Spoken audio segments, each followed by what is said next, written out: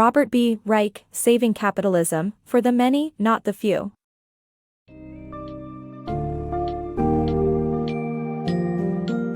Welcome to the fascinating world of Saving Capitalism, for the Many, Not the Few by Robert B. Reich, a book that delves into the problems many capitalist societies face today. In this summary, you'll discover the surprising role that governments play in creating and shaping markets, despite the popular belief in free markets. Uncover the 5 building blocks of capitalism: property, monopoly, contracts, bankruptcy, and enforcement, and how they are intricately intertwined with the economy and society. As you journey through the American economic system, you'll learn about the importance of private property, the influence of monopolies, the impact of wealth on political power, and potential solutions to save capitalism for the benefit of the majority.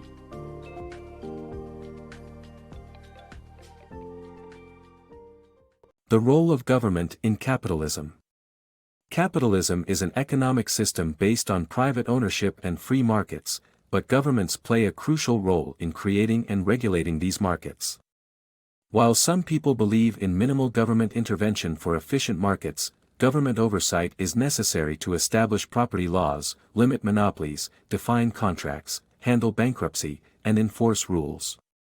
These building blocks are essential for capitalism to function and shape societies. Without government, there can be no free markets.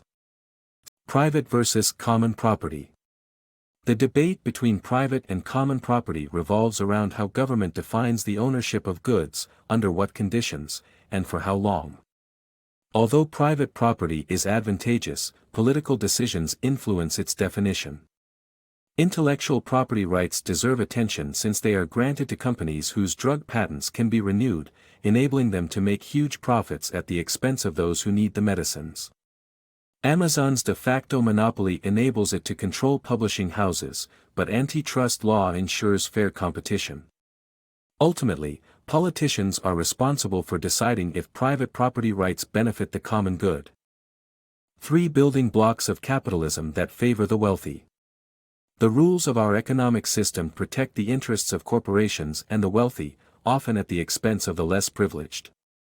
One way this happens is through contracts that force unfair provisions on partners.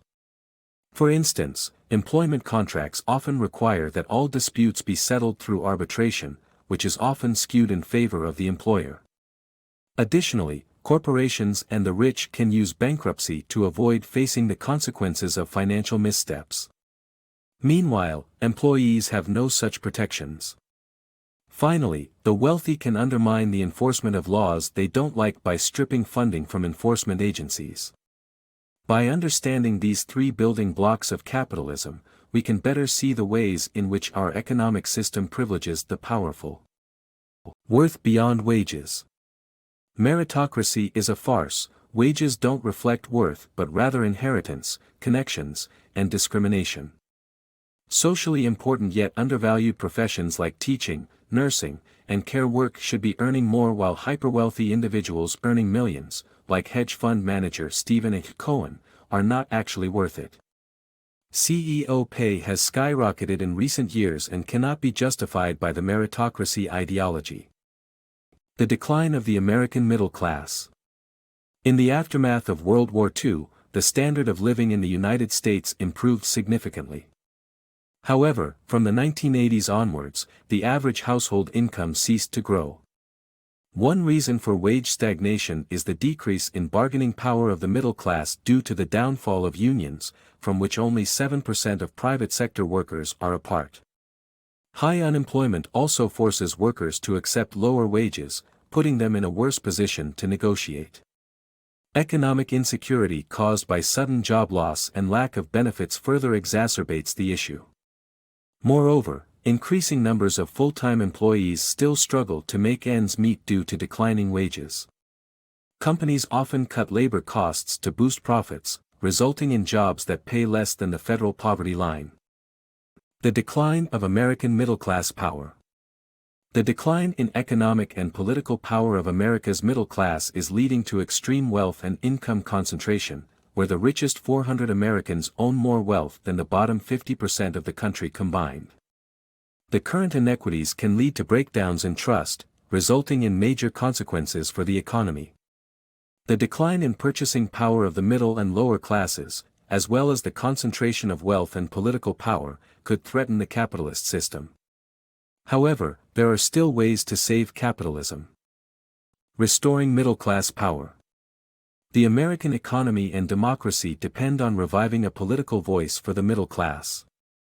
To save capitalism, the largest political party in the U.S., non-voters, can be gathered under a third-party banner. Campaign financing must be reformed so that the economic success of the majority has priority.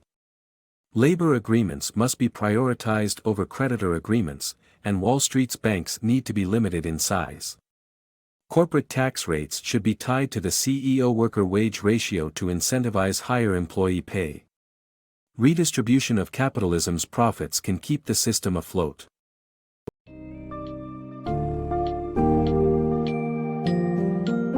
In conclusion, Saving Capitalism emphasizes the vital role of government in creating and shaping markets and outlines the 5 building blocks of capitalism. The book explores the reality of America's economic system, highlighting the decline of middle-class bargaining power, the rise of major corporations, and the growing wealth and income inequality. To save capitalism, the author proposes the formation of a new political party for the disenfranchised and reforms in both corporate and political spheres. Restoring the economic and political power of the middle class is essential to maintain a functioning and equitable capitalist system, ensuring that the benefits of capitalism reach not just a select few, but the many.